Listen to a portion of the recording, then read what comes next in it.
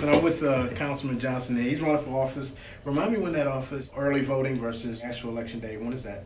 Early vote starts April 23rd and it runs through May 1st.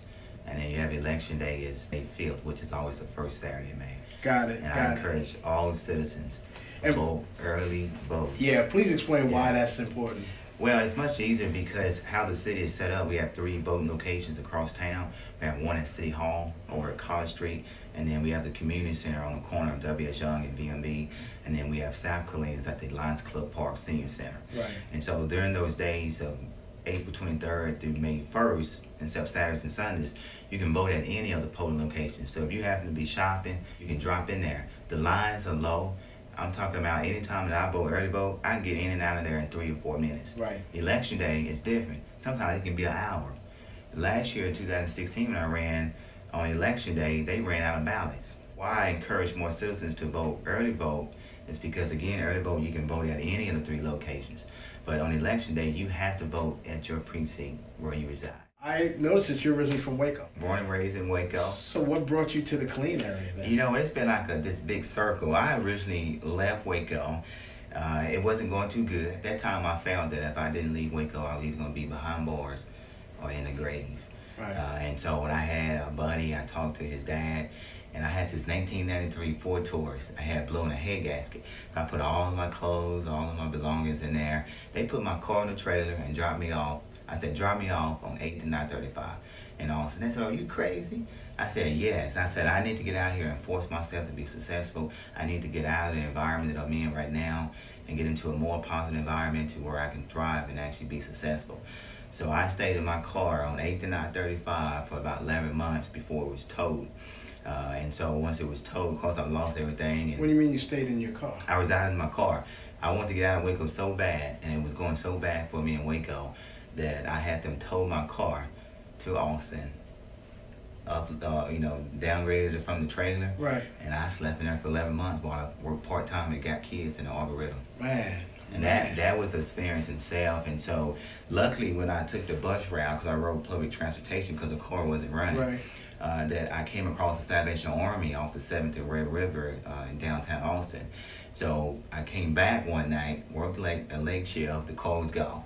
Cried like a baby. I said, you know what? But I remembered the Salvation Army, and so I stayed at the Salvation Army shelter for about a year as well. And that was an eye-opener. I mean, the things that go on in the shelter, and it really puts you ground level and see what all the issues are going in the community. Yeah, because you actually lived that. And after that, I decided to join the military. First, I enlisted in the National Guard, and then I deployed overseas. Camp Bonsteel, Kosovo. Came back, and I actually opened up Austin's first walk-in iPod repair. Nice. And that's the story in itself. That'll take too long to explain it, but I made a pretty penny. Since we're talking about the politics of Killeen here, security is an issue with the crime rate that's going up, and of course the economic issues that's facing Killeen right now.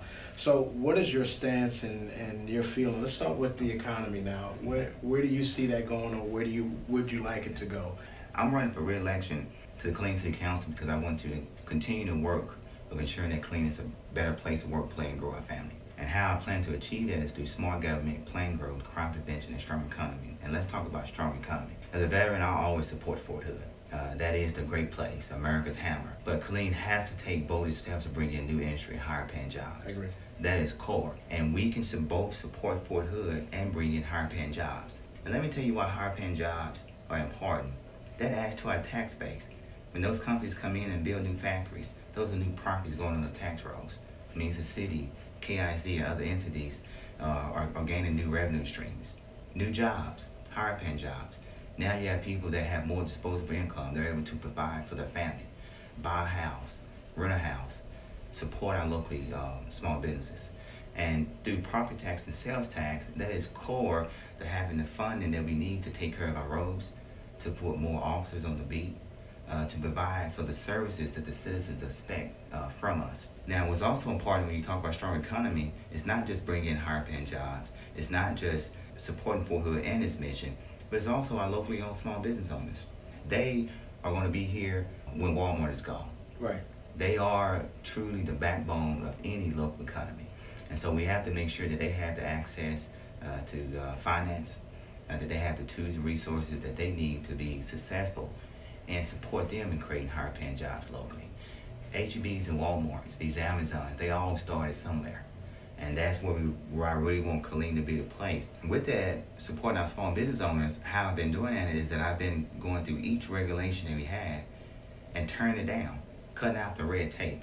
For instance, this is the first time the city of Killeen amended its transportation code, 2008. I was able to get that brought down from 41 pages to 7 pages. Wow. Because our 3 taxi cab companies are locally owned businesses. And they have several employers that are making $2,000 to $3,000 per month driving. And what we had TNC like Uber and Lyft, which I have no problem. I use them when I go out of town. But there was a unlevel playing field. Sure. Killeen has to be business friendly, especially to our small business owners. Also, my concern is that whole downtown area, or North Killeen, as you pointed out.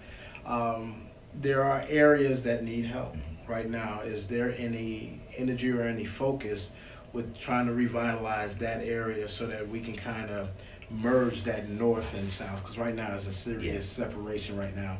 So what's being done now? What would you like to have done to kind of merge those two so that we're using that portion of it? Well, great question. Second on my platform is playing growth, of course. And I'm actually a resident of the downtown area, and so I stay right in the smack middle. I'm starting out with my program. It's in 2015 when I was a planning and zoning commissioner. I got this program passed by council. It's called the North Killeen Revitalization Program. And what it does is that this is a neighborhood empowerment zone that stretches from Fort Hood Street to W.S. Young. And the southern border is Hallmark and Terrace. And what it does is it targets multifamily properties and commercial properties. Those are the properties that code enforcement has the most violations and problems out of. And so that was to get people that are successful here, that want to get back to the community, and also to bring in outside investors to reinvest into those areas. So this program waives building permit fees, inspection fees. It offers tax abatement. So every $25,000 you put into the property, you get points off of your property tax bill. Because one of the problems that we were having is that when I was going out and pitching, asking citizens, small business owners to invest in North Killeen downtown, they had concern about the value of the property skyrocketing. So if you go and put $150,000 into a property with new roof, and and infrastructure and the maintenance, and especially the deferred maintenance, that when it comes around to appraisal time, that pushes the rate up. And so what I want to do is lock that rate in to where they can take that money that they were going to pay towards a higher property tax rate and actually put it back into the community. Good idea. And I say all the time, crime, grime, and economic upward mobility go hand in hand, and you can't address neither one of them single-handedly without addressing all of them. And so this program targets dilapidated buildings, junk vehicles, high grass, and that complements the program. We have a downtown facade program. Other things that they have going on with downtown, we have the homeless problem as well. And so KPD has assigned an officer. That's actually a homeless outreach officer. That's Kyle Moore, by the way. Okay. So he set up shop at the North Precinct, and so he's out partnering, linking them with code enforcement, linking them with the local businesses. And so I'm also working on a downtown merchant to get them that voice to where we can bring more events. Because the plan for downtown is to be the destination place. I want that to be a real restaurant row to where that is the original Killeen. And there is a big difference between North and South Killeen. And that's the reason why I've always fought to ensuring that we don't leave out North Killeen downtown. And sometimes I talk to citizens, they say, mow down North Killeen downtown. That's just tear it down and start over. I said, you see your roads that you have right here in South Killeen, they might be good. But if the city is not properly taking care of North Killeen downtown, how's your neighborhood gonna look 25, 30 years? Exactly. If they're not taking care of older parts of town, when your neighborhood's gonna get old one day too. And so that means the city's not gonna properly take care of yours. So in the last 2 years, the city has been doing a better job. We have more council members that really care through action, because talk is cheap. They really care about North Killeen. So we actually have 2 projects. One is almost done. We have 10th Street and Rancier, replacing the infrastructure. Many people may not know, but a lot of the infrastructure in North Killeen is clay pipes. It's over 100 years old. You have roots growing all through there. which means citizens turn on faucet water. The water is really not as quality as the citizens that have the new infrastructure in South Killeen. When you go down B&B right there, Veterans, close to Gilbert, you'll see all the pipes and stuff that we're replacing. And so that is going to have a major impact, because when we talk about our industrial park, is in North Killeen. And so companies would be more willing to locate to our industrial park in North Killeen because of the new infrastructure. Nice. It's a lot of moving parts. It's going to take a lot of people, to get involved, and it's a crime thing too. And what's so important about crime and crime, they do go hand in hand. So by revitalizing downtown North Killeen, we also shed light on crime.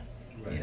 You mix that in with what Chief Kimball wants to do, and I strongly support. I'm a big fan of community police and getting more officers out of those intimidating vehicles, boots on the grounds, and not just having these large police stations, but do like they have in Waco. They have a substation within the Walmarts, within the neighborhoods. Right. So you have community centers. It's easy to put 1 or 2 officers in there where they can be signed to the area. Get out and knock on doors. So all that stuff kind of goes together. It's going. I'm kind of disappointed that I didn't get to focus as much on North Killeen as I would like to, but I really spent the bulk of my term trying to get the city back in financial shape. Sure. And the hint on that, there was talk about budget overruns from years back to years now. Where are we looking now as far as the budget's concerned? Well, it's going better. I remember I got sworn in May 17, 2016. 45 days later, the interim city manager called a special meeting with the city council and said that we had a $2.1 million shortfall for the current year. And then going into fiscal year 2017, we was also going to have a $7.2 million deficit. The main problem we have, Ron, is a lack of smart government. And let me tell you what smart government is. Smart government is the ability to efficiently and effectively manage citizens' hard-earned taxpayer dollars. And prior to being elected to council, I felt like the city treated taxpayers like they were some dollar on a tree in the backyard. Money doesn't grow on trees. My mom used to tell me that all the time. Money does not grow on trees. And that was one of the main reasons why I voted in favor of bringing in an independent audit firm. Yes, it cost a pretty penny, but I wanted to restore that trust between the citizens, taxpayers, the government, and the governing body, and the city. And so, to check our financial government policies, to check and inspect to make sure we didn't have any fraud or mismanagement. And so now with that audit results, we have financial government policies. So that puts us on a better footing. Me, I have a line item budget, and that thing is pretty large. I like to go down to the penny. I want to know where it's been spent and how it's been spent. And it's not to micromanage. It's just to ensure that taxpayer dollars are managed efficiently and effectively. So now that we have the audit results done, now that we have the financial policies put into place, I'm really pushing for the city manager to really hold these department heads more accountable. So every year when we get to the third quarter, we have issues with staff that are using the old military, spend it and lose it. And so I've asked that when we get close to the end of the fiscal year, we start freezing things. So because if we get department heads that say, hey, I have $1 million left in my budget, let me go buy a bunch of rocks. Right. I truly don't know as an elected official whether you need that money or not. Because if you don't, it needs to go back to the taxpayers, or it needs to be put somewhere else, another department such as KPD and fire department. Yeah. So we have those things. It's improving. We do have some issues going forward. And I'll tell you, one of the concerns I have, Ron, is with this charter amendment. Proposition number 1 is on the ballot. This right here is an item the council voted 4-3 to place it on the ballot. That's going to add voters to give the city manager, which is a unelected official, which I have respect for. He's a competent, he's a great guy, very smart, 30 years of experience. But this charter amendment, Proposition 1, will give the city manager unchecked authority to transfer millions between accounts without even notifying the council. Right now, the policies we have put in place is that if the city manager wants to purchase anything over $50,000, has to go before the council. As you should. Ron, there's a big difference between micromanaging and checks and balances. Right. He's unelected. I am. I'm accountable. I'm in the neighborhood. I stay within the city. And they look to me to ensure that I'm watching out for their taxpayer dollars. And so I'm asking citizens to vote against that. We have to have those checks and balances. And that was one of the big issues when you look in our management audit results. There was no checks and balances. The previous city manager was transferring millions between accounts, and the council had no idea. And so we have to have those checks and balances. Got it. And that's up during this next election? Yes, it's going to be on the ballot as Proposition 1. And I didn't like the wording. The wording is making it seem like the authority is going to council. One is going to say that council has final authority to transfer between funds. The finance director has the authority to transfer within a department, and then give the city manager the authority to transfer between departments. And why that's important, why I don't want the city manager to have that authority, and I want it to stay with the council, is, for instance, the city council votes on a budget based by departments. So for instance, let's say we vote in one budget to where the city council say, I want to give the police department a budget of $27 million, right? And let's say we want to give solid waste $15 million. So that's 27 and 15. If citizens vote to give the city manager authority to transfer between departments, the city manager can wait until we adopt the budget and say, you know what, I don't care what council said. Right. Council said give PD 27 million. No, I'm gonna wait until they approve the budget, and I'm gonna transfer and leave them with $1 million. That's undermining the authority of elected officials, and I don't like that. So we have to have checks and balances. Financial issues that we have, there's some other things that we had. I can go all day on smart government. Property tax exemptions. There was a bill that was passed in 2005 that gave property tax relief to disabled veterans. Well deserved. But the problem that we have is that we have the Texas legislature is passing bills with no financial analysis. There's a price tag to every bill you pass. So they require all government entities, that include water improvement district, school districts, and city governments, to exempt veterans, disabled veterans. Last year we lost $3.5 million on property tax exemption for disabled veterans, and additional $1 million on other citizens that are exempt. It increases by $1 million every year. So this year we lost a total of $4.5 million. And what I'm asking for is that the state, if you're going to give the exemption, if you're going to give these property tax reliefs, help the cities out, help the school districts out, give us a match for match. So every July when we have our certified tax roll, we know how much we're going to lose off of these numerous exemptions. The cities and school districts should be able to send that certified tax roll in to the state comptroller's office and say, hey, this year, like next year, we're going to lose $5.5 million. So we should be able to send it in and say, hey, send our check of $5.5 million to City Hall, because that gap is wide and run. And I know it's a touchy subject, because when I talk to disabled veterans, they say that they deserve it. And they do deserve it, but we have to ensure that we have a way to pay for it. The state is always passing out these unfunded mandates. Got it. And we have to get that taken care of. And it goes back to strong economy, right? We need new industry and higher paying jobs. What irks me about the city is that they know that our citizens are struggling. We have senior citizens right here that bring in $700 to $800 a month, and they're residing in North Killeen because that's all they can afford, paying $250 for a one bedroom. And what's happening is that as the squeeze is on, we can't always expect this same tax base that is dwindling by the day to bear the burden. We need more officers on the ground. We need more fire stations. Our roads are in very poor condition, even the new roads. And I go on Stagecoach right now that we have problems. We already have cracks in there. We're going to have to redo all of that. And so we need that additional tax base without pushing the burden on the current tax base. We have to expand that tax base, and that is new industry, higher paying jobs. You knew somewhat about this guy prior to talking to him, but I gain a lot of respect Yeah. in this small thing. So you have my support. Right. Well, I appreciate it. And I hope you get out there, and I like the fact that you are speaking for those that don't have a Yes. voice. So I appreciate your time. Well, I know you're a busy man. Appreciate it. Okay. But no, it's definitely a pleasure. Thank you for having me. Yes, I sir. definitely hope the citizens back the bow tie one more time and send me back to the council. We are at a critical time, and we need experienced and effective leaders, especially business leaders that want to put the interests of taxpayers before their own. And so I ask that citizens get out there April 23rd to May 1st and vote early vote. And then if you're not, May 5th, election day, citizens can go to the city's website, and this is important. They can go to KilleenTexas.gov/elections. They click on a link, it'll show them all the polling locations. At the very bottom, and this is good, you can click on a map link, and it's actually smartphone friendly. I made sure last week.